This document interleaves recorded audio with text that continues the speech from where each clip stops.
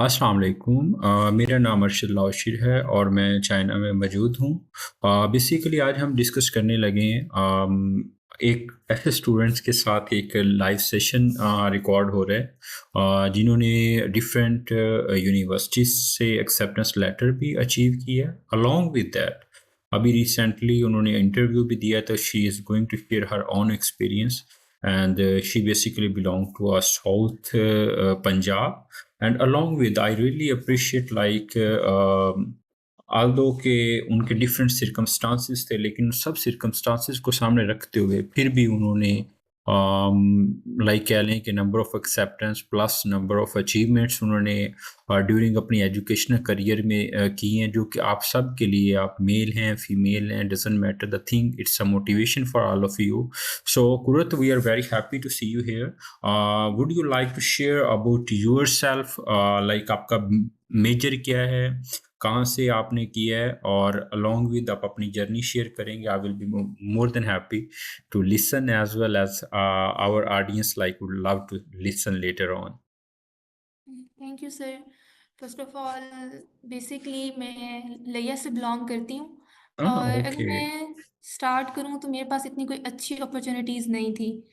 Education के लिए भी मुझे मुल्तान भेजा गया कि करीब है, लड़की है, तो सारी चीज़ें मैनेज करनी पड़ी।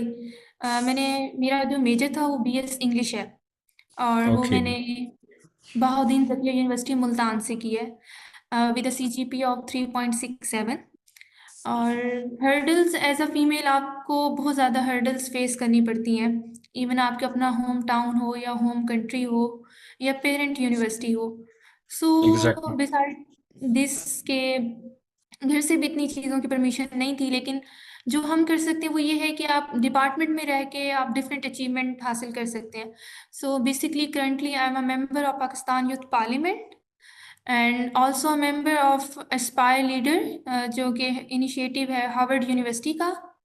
और मेरा एक पेपर पब्लिश्ड है, 3 पेपर मेरे प्री लिस्टेड हैं एसएसआरएन पे, और एक मेरा पेपर है वो जापान टोक्यो में कॉन्फ्रेंस के लिए सिलेक्ट है और रशिया में एचएससी यूनिवर्सिटी में सिलेक्ट है।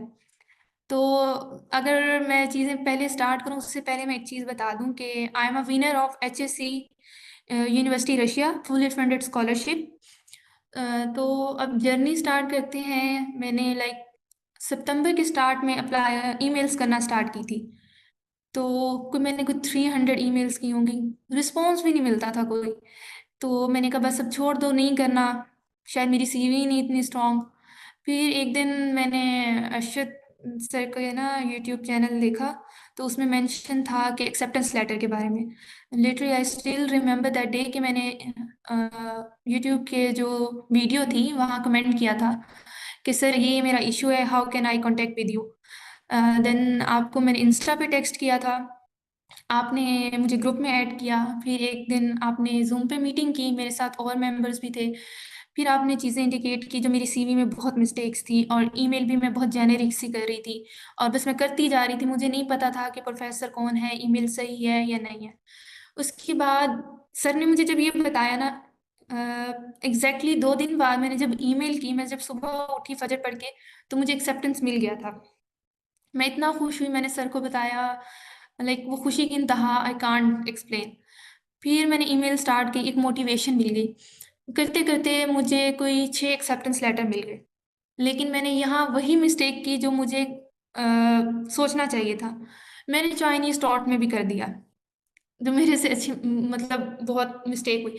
ख़ैर रिजेक्शन एक मैंने फ़ेस की, जब मैंने बीजिंग इंस्टीट्यूट ऑफ टेक्नोलॉजी था, वहाँ से मुझे एक्सेप्टेंस मिला, सुपरवाइज़र भी बहुत अच्छी थी। मैं अभी चाइना से ही स्टार्ट ले रही हूँ। तो जब मैंने सीईसी के पोर्टल पे अप्लाई करने लगी, तो आगे वो यूनिवर्सिटी ही ना हो वहाँ पे, मेरा प्रोग्राम ही नहीं ऑफ़र कर रही थी वो। पैनिक हुई, मैंने सर को मैसेज किया, मैंने कहा सर ये है, अब मैं क्या करूँ? सर ने कहा परेशान होने की ज़रूरत नहीं है, you have still 5 other acceptance letters. तो उसमें मेरे पास साउथ वेस्ट चॉन्किंग का था। वो है ना, हम लोगों की आदत है कि हमें बेहतर से बेहतर चीज़ चाहिए होती है। मैंने कहा अच्छा इसको बाद में देख लेंगे, इससे अच्छी यूनिवर्सिटी में जाते हैं। मैंने कोई 2 दिन में 200 ईमेल्स की, जब मुझे बीजिंग इंस्टीट्यूट का पता चला कि यहाँ मेरा प्रोग्राम नहीं है, मुझे एक्सेप्टेंस मिल गई बिहांग यूनिवर्सिटी से। तो मैंने कहा नहीं, अब तो यहीं अप्लाई करना, यूनिवर्सिटी अच्छी है, ये है, सारा कुछ है। मैंने सर से को बताया, सर ने कहा आप ना इसको थोड़ा सा स्टडी करके ना अप्लाई कर दें। खैर मैंने बिहार में अप्लाई किया, फ़ी भी पे की, और उसका जो फर्स्ट इंटरव्यू था that one from international office, वो बहुत अच्छा हुआ, लाइक 5 मिनट का था और वो मेरा इंटरव्यू क्लियर हो गया। तो एक उम्मीद होती है इंसान को कि बस अब इंटरव्यू क्लियर हो गया, अकेडमी भी क्लियर हो जाएगा, इतनी सीवी मेरी स्ट्रांग है, मेरे आर्टिकल्स हैं, मेरी पब्लिकेशंस हैं, मुझे अवार्ड्स मिले हुए हैं, इंटरनेशनल नेशनल अवार्ड्स हैं, मेरा साथ इसके ना यूएसए में एक मैगजीन है, उसमें भी मेरी पब्लिकेशन है और सेकंड पोजीशन है मेरी वहाँ। तो मैंने कहा सीवी इतनी स्ट्रांग, मैं तो नहीं रिजेक्ट हो सकती। ओवर कॉन्फिडेंस थोड़ा सा हो गया। खैर फिर मेरा जब एकेडमिक इंटरव्यू हुआ, वो मैं आपसे सबसे शेयर भी करना चाहती हूँ, ताकि वो मिस्टेक्स जो मुझसे हुई हैं वो किसी और से ना हो। एक तो बेसिक चाइनीज लैंग्वेज में अपना इंट्रो आप सीख लें। मेरा इंटरव्यू बहुत स्मूथ हुआ, लाइक 5 लोग थे, 4 लोगों ने इंटरव्यू किया, एक ने मुझसे पूरा इंट्रोडक्शन लिया, पीपीटी उन्होंने कहा अगर आप 2 मिनट पे प्रेजेंट कर सकती हैं तो ठीक, वरना ऐसे इंट्रो दे दे, तो फिर मैंने ऐसे ही दे दिया था। सेकंड मेरे से पूछा था कि आप अपना स्टडी प्लान बताएं, मैंने सारा बताया।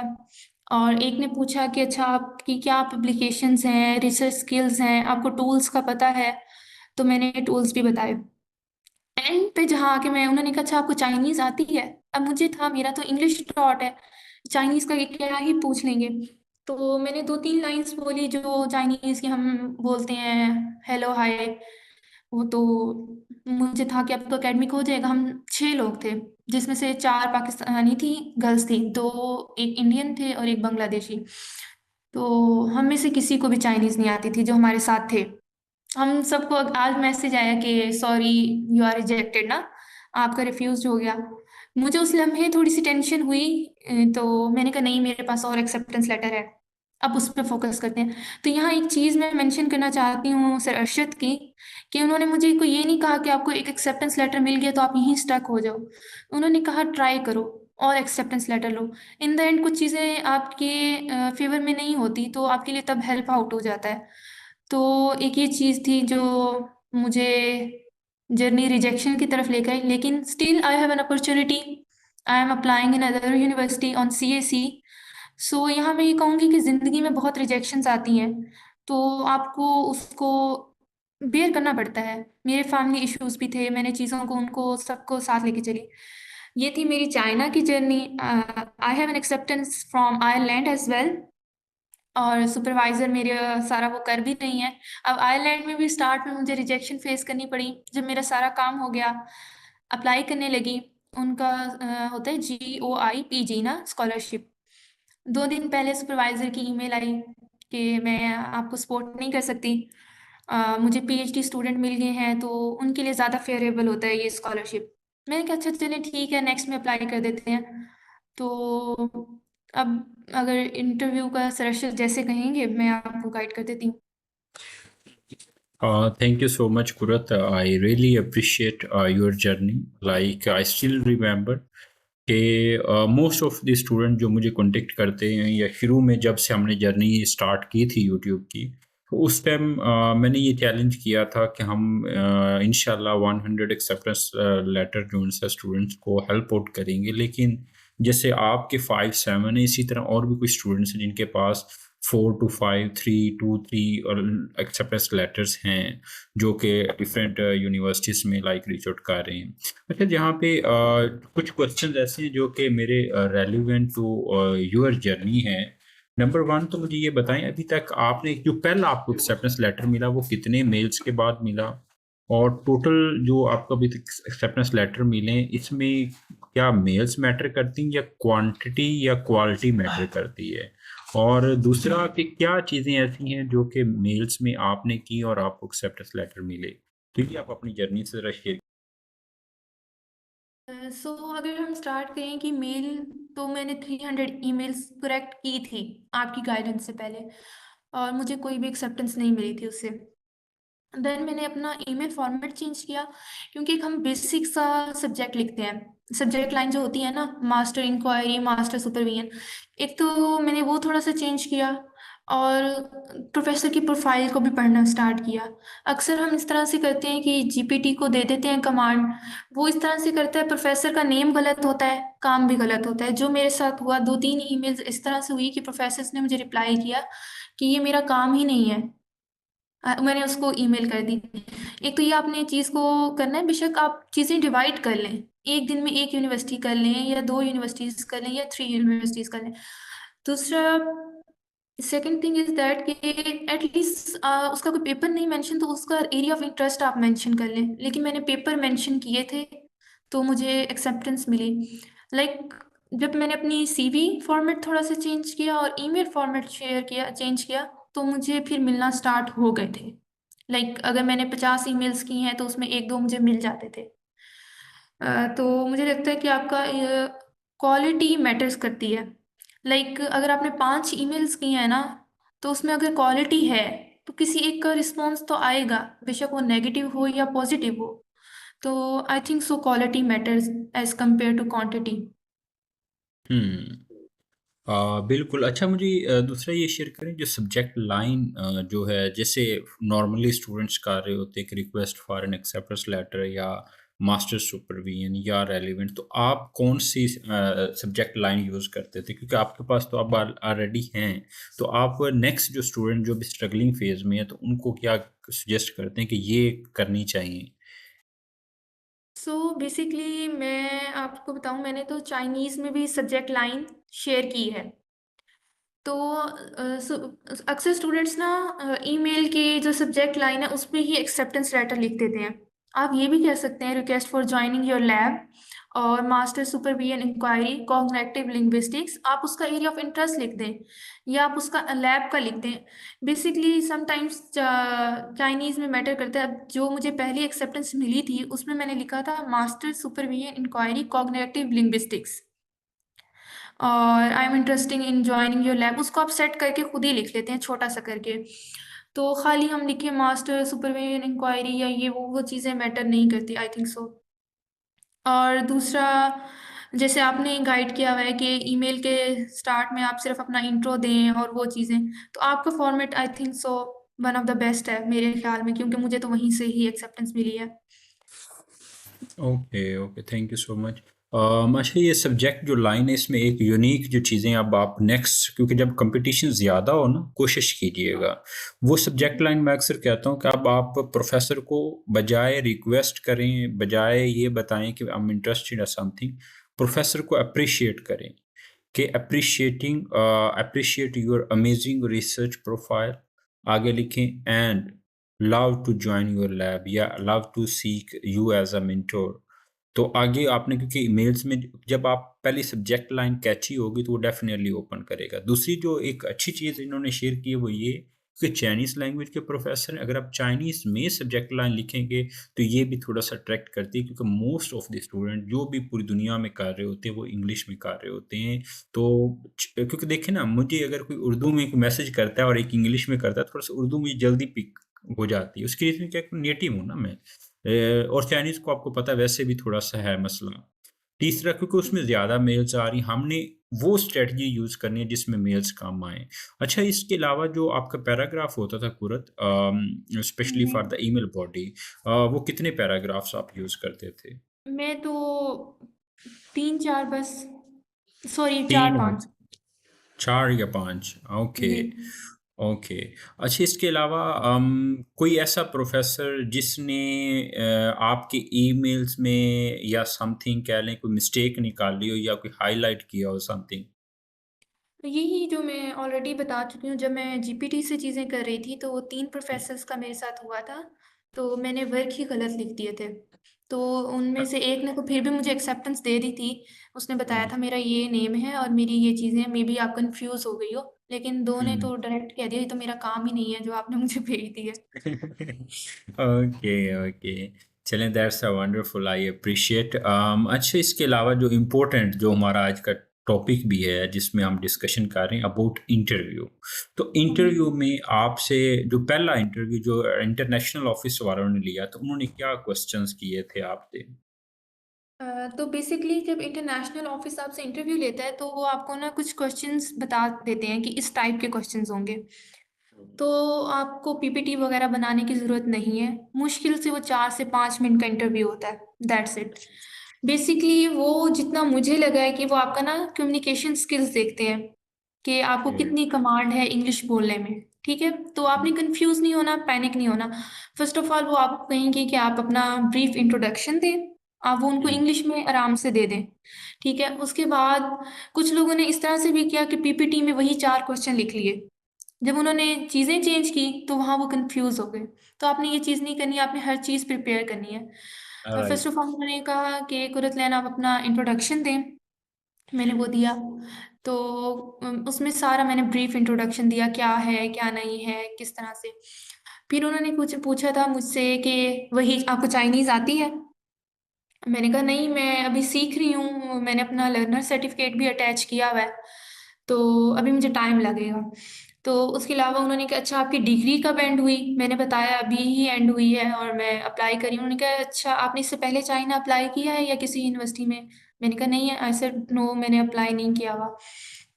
फिर उसके बाद उन्होंने पूछा आप कितने फैमिली मेंबर्स हैं? क्या करते हैं आपके घर वाले? फिर मैंने बताया कि इस तरह से है।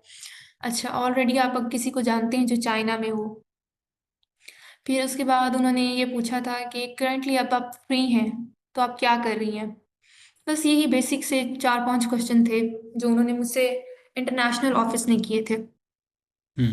ओके। इसके अलावा जो सेकंड आपका इंटरव्यू हुआ जिसमें सीएससी के थ्रू मतलब थे, जिन्होंने अभी रिसेंटली आप में शेयर कर रहे थे, राइट? नहीं, नहीं, जो एकेडमिक इंटरव्यू था ना, तो वो बिहांग का ही सेकंड इंटरव्यू ओके, था। ओके, बिहार का ठीक है। इसमें क्या उन्होंने क्वेश्चंस किए थे and how much long, like इसमें कितने मिनट्स का था नॉर्मली, रफली आप आइडिया दे सकती हैं? और उसमें जो भी मतलब पैनल था उन्होंने क्या क्वेश्चंस किए so that students can get an idea from your expert experience. So उसमें 5 लोग थे और वो पूरे 19 मिनट्स का मेरा इंटरव्यू था। और 90 मिनट्स। हाँ जी। अ, उन्होंने ना संडे मुझे ईमेल की थी और मंडे उन्होंने मेरा इंटरव्यू लिया था। हम ओके। टोटली 6 लोग थे, जिसमें से 4 हम पाकिस्तानी थी फीमेल्स और 2 मेल थे, जिनमें से एक बांग्लादेश से थे और I think second one from Spain और इंडिया। तो हम लोगों ने एक ग्रुप बना लिया कि चलो एक दूसरे को गाइड कर लेंगे। उसमें ये था कि आपका उन्होंने बताया था कि मिनिमम 20 मिनट्स का वो इंटरव्यू लेंगे। पीपीटी उन्होंने कहा कि अगर आप 2 मिनट में प्रेज़ेंट कर सकती हैं तो ठीक, अदरवाइज़ आप ऐसे ही इंट्रोडक्शन दे दें। तो उसमें आपका अपना सुपरवाइज़र भी होते हैं और बाकी उनकी एकेडमिक फैकल्टी भी होती है। तो फर्स्ट सुपरवाइज़र ने मुझसे कहा था आप अपना ब्रीफ एकेडमिक सारा मुझे इंटरव्यू दें। उनको मैंने इंटरव्यू दिया, उन्होंने मुझसे उसमें से कोई क्वेश्चन नहीं लिया, बस सिर्फ़ इंटरव्यू पूछा। जब हम सेकंड प्रोफ़ेसर की तरफ गए तो उन्होंने मुझसे पूछा कि आप अपना स्टडी प्लान बताएँ, कि आप क्या करना चाहती हैं और why Beihang, why China? Study plan बताया। फिर उन्होंने कहा आपने अपनी सीवी में मेंशन किया है कि आप एनजीओ में पढ़ाती रही हैं, तो आपका क्या मोटिव था इसके बिहाइंड और आपने बच्चों को पढ़ाया किसको? उन्होंने ये क्वेश्चन पूछा। फिर उसके बाद जब थर्ड प्रोफ़ेसर की तरफ गए तो उन्होंने मुझसे पूछा कि आपके 5 आर्टिकल्स हैं, आपने क्यों लिखे?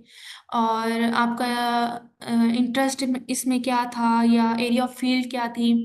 उन्होंने सारा पूछा। फिर उन्होंने कहा आपको टूल्स भी पता होंगे रिसर्च के, तो बेसिक टूल्स बताएँ आप ना और उनको क्यों यूज़ करते हैं। फिर मैंने उनको वो सारे टूल्स बताए जो मैंने एक्सपर्टीज़ अपनी लिखी हुई थी। उन्होंने फिर पूछा, उन्होंने कहा आप जिस यूनिवर्सिटी में पढ़ती हैं उसकी रैंकिंग क्या है पाकिस्तान में? हम्म। तो मैंने रैंकिंग बताई, उसके बाद उन्होंने कहा आपकी अपनी प्रोविंस में उसकी क्या रैंकिंग है? मैंने वो भी बताई। ये हो गए थे मेरे एकेडमिक। उसने फिर उसके बाद वो खुद ही आ गए, कहते हैं आपको चाइनीज़ आती है? तो मैंने कहा ऐसे इतनी तो नहीं आती लेकिन मैं सीख रही हूँ, क्योंकि मेरे अपने वहाँ काफ़ी हैं जानने वाले, तो वो मेरा हेल्प कर रहे हैं। तो उन्होंने कहा अच्छा तो वो किन एरियाज़ में है, क्या किन सिटीज़ में है? तो वो मैंने उनको सारा बताया और हालाँकि मैंने उनको बताया मेरा लर्नर सर्टिफ़िकेट ऐड है, तो मैं सीख रही हूँ। तो उन्होंने कहा आप किस इंस्टीट्यूट से सीख रही हैं ना? चाइनीज़ एम्बेसी से सीख रही हैं? मैंने कहा नहीं, मैं उनसे तो नहीं सीख रही, ऑनलाइन ही मैं सीख रही हूँ। तो फिर उसके बाद उन्होंने कहा अच्छा फिर आप मेरे को चाइनीज़ में बोल के दिखाएँ। अब मुझे तो ऐसा जितनी चाइनीज़ नहीं आती, जो 1-2 लफ्ज़ थे कि हम किसी को किस तरह से पूछते हैं, how are you? I am fine, वही 2-3 मैंने लाइन्स बोली। मुझे इतनी ही चाइनीज़ आती थी। फिर बस उन्होंने कहा thank you so much for your time and you can leave. तो बस इतना सा इंटरव्यू हुआ था। और इसमें एक मैं सजेशन दे दूं कि बिफोर योर इंटरव्यू एटलीस्ट एक पैराग्राफ अपना इंट्रोडक्शन का रट्टा लगा लें चाइनीज़ में। all right. I appreciate your journey and I was just like thinking यहाँ पे एक क्वेश्चन जो मेरे माइंड में आया है कि लाइक जब उन्होंने आपसे पहले पूछा था कि क्या आपका कोई यहाँ पे चाइना में रहता है या स्टडी कर रहा है समथिंग, तो आपने कहा था नहीं। एंड आफ्टर इट आपने एंड पे जाकर कहा कि मैं चाइनीज़ जब सीख ली हूँ तो मेरे कुछ जानने वाले वहाँ पे रहते हैं। Got it? This is the one thing जो कि कॉन्ट्राडिक्ट कर रही है आपकी अपनी बात से। अच्छा, मैं यहाँ आपको रोक दूँ, जब उन्होंने मुझसे नहीं का जहाँ मैंने उनको नो किया था ना, तब उन्होंने पूछा था कि आपका अपना कोई ब्लड रिलेशन के रिलेटिव्स हैं, मतलब आपका भाई या बहन? तब मैंने उनको कहा था नहीं, मेरे भाई नहीं हैं, मेरे फ्रेंड्स हैं या मेरे कज़िन्स हैं। तो उस पे मैंने नो कहा था, मेबी मैंने उसको बताते हुए शायद वो किया है, हाफ़ बता ओके। दिया। बेसिकली बेसिकली क्योंकि ये जो होते हैं ना फॉरेनर्स, इनको हमने ये एक तो इनकी इंग्लिश भी पूरी-पूरी होती है, दूसरा ये है कि इनको मेक क्लियर ज़रा चीज़ें और बेहतर हो। बाकी जो सेकंड पॉइंट आपने रेज़ किया है ये लैंग्वेज, क्योंकि देखें आप चाइना में अप्लाई कर रहे हैं सारे, तो चाइना में आने के लिए आपको चाइनीज़ आनी चाहिए और मैं ये कहता हूँ कि एटलीस्ट ज़्यादा नहीं तो कम से कम लेवल 1 लाज़मी करें ताकि आप अपने आप को इंट्रोड्यूस करवा सकें। और लेवल 1 पाकिस्तान में 2 महीनों में करवा रहे हैं। मैंने ऑनलाइन कोर्स रखा है, वो उसमें कोई मेरे ख़्याल से आधा मैंने कोर्स अभी रखा है, तो वो अगर आप कर लेते फिर भी आपका इंट्रोडक्शन बड़ा अच्छा हो जाता है। और यही जो कोर्स है एचएसके 1 बेसिक है, ये 15 दिनों में भी स्टूडेंट्स को मैंने करवाया, तो स्टूडेंट्स से भी मतलब there are number of option if you want to do. और जब कभी भी जिस मर्ज़ी मुल्क में आप अप्लाई करें, कोशिश करें उनकी लैंग्वेज को कम से कम इतना आपको हो कि आप अपने आप को इंट्रोड्यूस करवा सकें, कम से कम 5-10 सेंटेंस बोल सकें। क्योंकि ये जो चाइनीज़ हैं, अब जैसे आपने कहा होगा नी हाओ मा या वाच या कुरत, तो ये बेसिक सेंटेंस उन्हें समझ आ गई होगी कि आपने गूगल से किया है। जब आप ये कहेंगे कि आई एम लर्नर, तो फिर आप थोड़ा-सा इसको ब्रीफ मॉडिफ़ाई करेंगे, चाहे आप यहाँ पे आके अपने सामने भी ओपन करके आप बस देख कर भी पढ़ लें तो doesn't matter. But the thing is like हो गुड प्रोनाउंसिएशन, ये फिर पता लग जाता है हमें भी एज़ अ टीचर कि आया कि आपकी कितनी अच्छी प्रोफिशिएंसी है। तो आई एप्रिशिएट कुरत कि आपने अपना टाइम दिया, मुझे भी टाइम दिया, उनको भी टाइम दिया।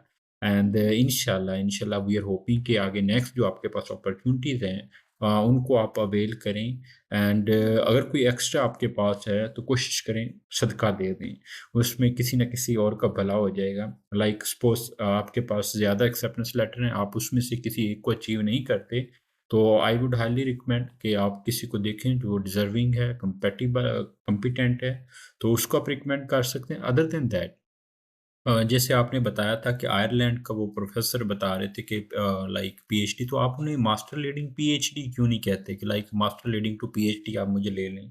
तो इस तरह की आपने उनसे कन्वर्सेशन की थी? बेसिकली जो वो उनका स्कॉलरशिप है ना, उसमें जो नॉन यूरोपियन की एक्सेप्टेंस है ना, वो लाइक 3% है।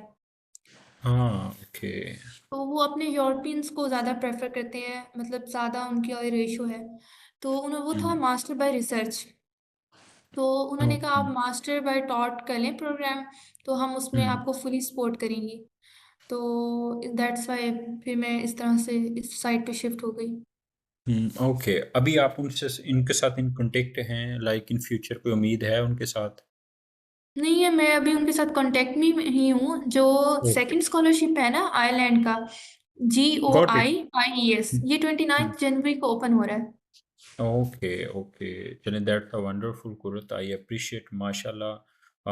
Whenever I see your journey, I really feel like motivated और एक अच्छी मुझे आती है कि like at least जो मेरी contribution है towards the community, उसमें किसी न किसी को help हो रहा है, other he is she is a female और अदर ये मेल है।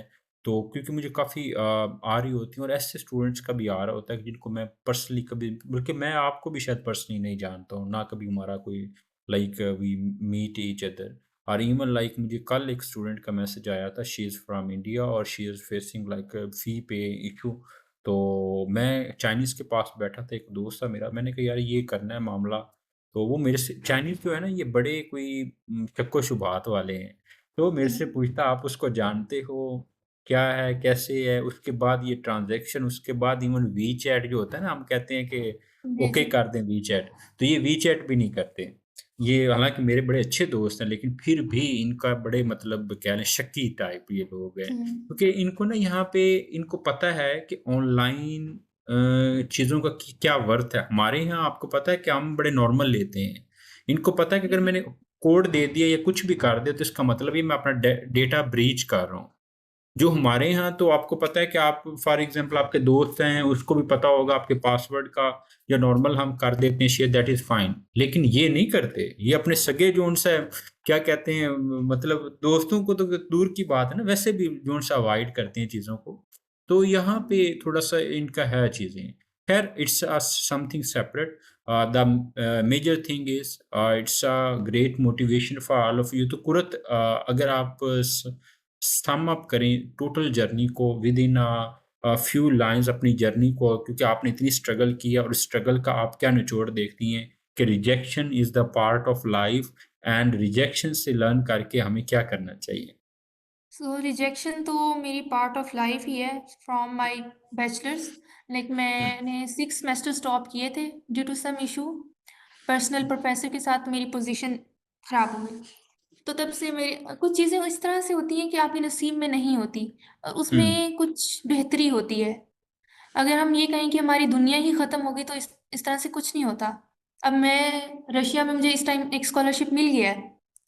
हुँ, तो ऑप्शन है, बहुत ज़्यादा ऑप्शन है। मैं एक मशवरा दूँगी, हर स्कॉलरशिप पे अप्लाई करें, हर स्कॉलरशिप पे। उसके बाद आपके पास अपॉर्च्युनिटीज़ हो जाती हैं कि आपने कहाँ करना है, कहाँ नहीं करना। तो इस रिजेक्शन से मैंने यही सीखा, जब अगली दफ़ा अप्लाई करूँगी एटलीस्ट मुझे इतने बेसिक स्किल्स होने चाहिए कि मैं चाइनीज़ बोल सकूँ। यहाँ से भी मैंने एक चीज़ लर्न की। अब मेरी है कि मैं एक इंट्रो याद कर लेती, मेरी मिस्टेक थी। हुँ, बिल्कुल। हाँ जी। ओके, ओके, आई एप्रिशिएट। बेसिकली हमेशा याद रखें कि जो जर्नी है ये आपकी एजुकेशनल जर्नी है या प्रोफ़ेशनल जर्नी होगी, तो लाइफ़ इस तरह नहीं होगी। लाइफ़ ने कभी नीचे जाना है, कभी ऊपर आना है। तो हुँ। अगर इस तरह होगी तो वो आप देखते हैं ना कि जो हमारी कह लें कि हार्ट बीट जो होती है, हार्ट लाइन्स। बीट है वो, हाँ, वो भी सेम नहीं, अगर वो सेम हो जाए ना तो वो भी कहते हैं स्ट्रेट हो जाए तो वो कहते हैं कि बंदा डेथ हो गई है। तो जी, हमेशा जी। इस तरह के चैलेंजेस में लेकर चलें अपने आप को, और जब आप डिफरेंट स्कॉलरशिप में अप्लाई करते हैं एटलीस्ट आपको पता लग जाता है आप कहाँ पे खड़े हैं। क्योंकि you have to compete with the world, you are not competing with the local city और लोकल पाकिस्तानी। तो यहाँ पे जैसे आपकी इतनी अच्छी प्रोफाइल है माशाल्लाह, आपकी रिसर्च पब्लिकेशन हैं, चीज़ें इतनी स्ट्रॉन्ग हैं, तो प्रोफेसर आपको रिस्पॉन्ड कर रहे हैं, आपको वेलकम कर रहे हैं।